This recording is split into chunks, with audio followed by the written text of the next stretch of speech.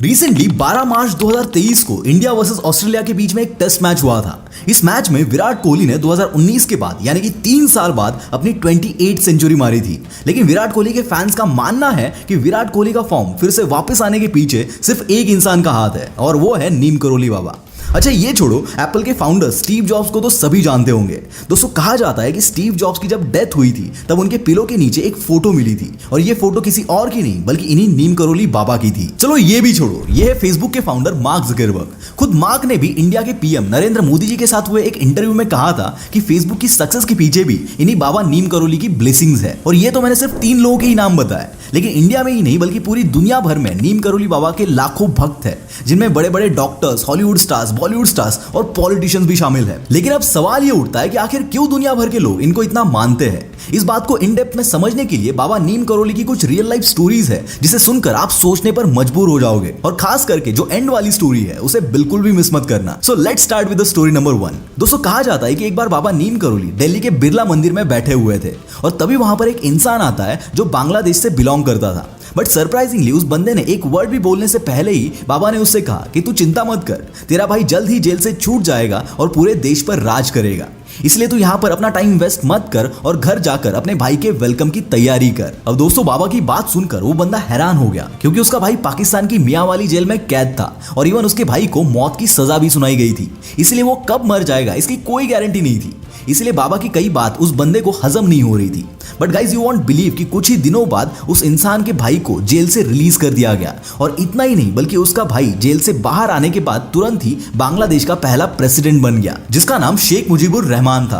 अब इस बात को आप बाबा का चमत्कार कह लो या सिर्फ एक कोइंसिडेंस, लेकिन इस इवेंट को इग्नोर नहीं किया जा सकता। और इग्नोर करने के लिए ऐसा एक नहीं बल्कि कई सारे इंसिडेंट्स हैं जिन्हें खुद हार्वर्ड यूनिवर्सिटी के प्रोफेसर मिस्टर रिचर्ड अल्पर्ट ने अपनी book the miracle of love में मेंशन किया है। अब दोस्तों ये है Oscar winning Hollywood star Julia Robert. एक इंटरव्यू में जूलिया रॉबर्ट ने कहा है कि नीम करोली बाबा की फोटो देखकर ही जूलिया रॉबर्ट ने हिंदुइज्म एक्सेप्ट कर लिया था।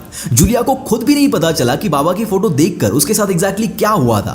Isn't that magical. और इतना ही नहीं बल्कि ये तक कहा जाता है कि स्टीव जॉब्स की लाइफ में जब बहुत सारे फेलियर्स आ रहे थे तो डॉक्टर लैरी ब्रिलियंट ने उन्हें बाबा नीम करोली के कैची धाम को विजिट करने की एडवाइस दी थी। और जब स्टीव जॉब्स इस जगह को विजिट करके वापस गए तो उन्होंने एप्पल कंपनी की शुरुआत की थी। और इवन ये तक कहा जाता है कि एप्पल का लोगो भी बाबा नीम करोली का फेवरेट फ्रूट एप्पल से ही इंस्पायर्ड है। वैसे एप्पल के लोगों के पीछे बहुत सी अलग अलग स्टोरीज है। एंड इवन स्टीव जॉब्स के कहने पर फेसबुक के फाउंडर मार्क ज़करबर्ग भी इस कैची धाम को विजिट करने गए थे और ये बात खुद मार्क ने मोदी जी के साथ हुए एक इंटरव्यू में बताई थी। दोस्तों नेक्स्ट स्टोरी उस बंदे की है जिसने स्टीव जॉब्स को नीम करोली बाबा के आश्रम में जाने के लिए सजेस्ट किया था। ये स्टोरी भी काफी इंटरेस्टिंग एंड रियल है। पर यह स्टोरी शुरू करने से पहले मैं आपको बता दूं कि अगर आपको नीम करोली बाबा की इन डिटेल स्टोरी जाननी है तो आप कुको एफएम पर story of Baba who inspired Steve jobs and Zuckerberg इस ऑडियो बुक को सुन सकते हो। यहाँ पर और भी ऐसी 10,000 से भी ज्यादा इंटरेस्टिंग ऑडियो बुक्स है जो आप सुन सकते हो और वो भी अपने रीजनल लैंग्वेज में।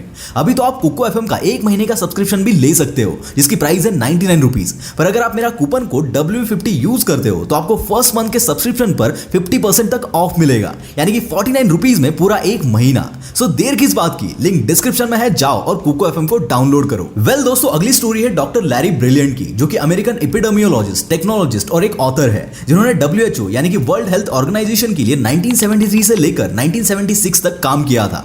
एंड आई गारंटी कि डॉक्टर लैरी ब्रिलियंट की स्टोरी सुनकर आपके रोंगटे खड़े हो जाएंगे। 1970 में लैरी ब्रिलियंट मेडिटेशन और स्पिरिचुअल एक्सपीरियंस के लिए उत्तराखंड के कैची धाम में आए थे जहां नीम करोली बाबा रहते थे। और 1970 में जब लैरी यहां पर आए थे तब वो सिर्फ एक फिजिशियन थे। अब एक दिन बाबा ने लैरी को बुलाकर कहा कि ये मेडिटेशन करना छोड़ दो और दिल्ली के WHO के ऑफिस में जाकर चिकन पॉक्स की बीमारी को क्योर करने के लिए उन्हें हेल्प करो। अब दोस्तों उस वक्त लैरी ना ही कोई एपिडेमियोलॉजिस्ट था और ना ही कोई एक्सपीरियंस डॉक्टर था, इसलिए WHO वालों ने लैरी ब्रिलियंट का एप्लीकेशन एक्सेप्ट ही नहीं किया।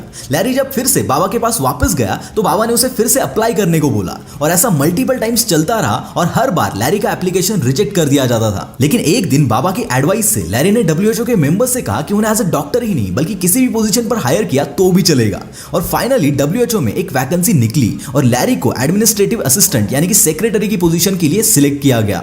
लेकिन लैरी के पास चिकन पॉक्स को लेकर कोई भी एक्सपीरियंस नहीं था, इसलिए लैरी को सिर्फ ऑफिस में ही बैठना पड़ता था। बट एक दिन लकीली 2 रशियन डॉक्टर्स को इंडियन रीजन के लिए असाइन किया गया, लेकिन उनमें से एक डॉक्टर के पास कोई भी असिस्टेंट नहीं था, तो उस डॉक्टर के साथ फील्ड पर जाने के लिए लैरी को सिलेक्ट किया गया। और अब इसके आगे जो हुआ वो सच में अनबिलीवेबल था। एक दिन लैरी ब्रिलियंट को चिकन पॉक्स प्रोग्राम के बारे में अवेयरनेस करने के लिए एक गांव में भेजा गया था, और जब लैरी उस गांव के एक लोकल डॉक्टर के ऑफिस गया और उसने चिकन पॉक्स प्रोग्राम के बारे में बात की, तो उस डॉक्टर ने लैरी को मना कर दिया, क्योंकि उस टाइम सभी डॉक्टर्स भी इस बीमारी से डरे हुए थे और उन्हें लगता था कि चिकन पॉक्स के पेशेंट्स को ट्रीट करना बहुत रिस्की और इम्पॉसिबल है। अब लैरी जब उस डॉक्टर के ऑफिस से निकलकर अपनी जीप में बैठ रहा था, तभी उस डॉक्टर ने देखा कि लैरी की जीप के डैशबोर्ड पर बाबा नीम करोली की फोटो लगी हुई थी, और वो फोटो देखते ही उस डॉक्टर ने लैरी को फिर से ऑफिस में बुलाया, क्योंकि वो डॉक्टर बाबा के बारे में जानता था और उसने सुना हुआ था कि बाबा की कही हुई हर बात सच हो जाती है।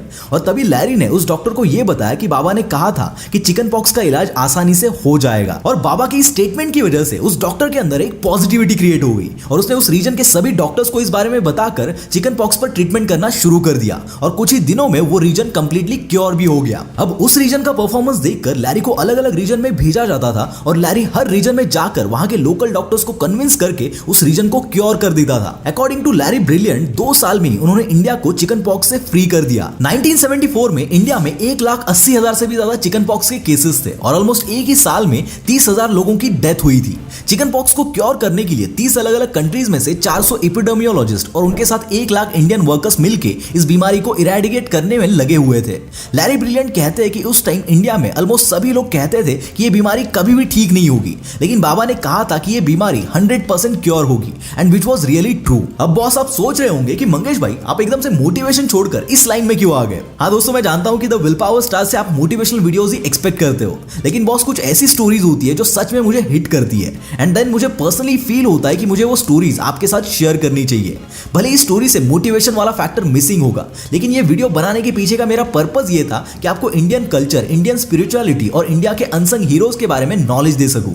और हाँ, कंप्लीट स्टोरी के लिए कुकू FM डाउनलोड करना बिल्कुल मत भूलना। See you in the next powerful video. Bye bye.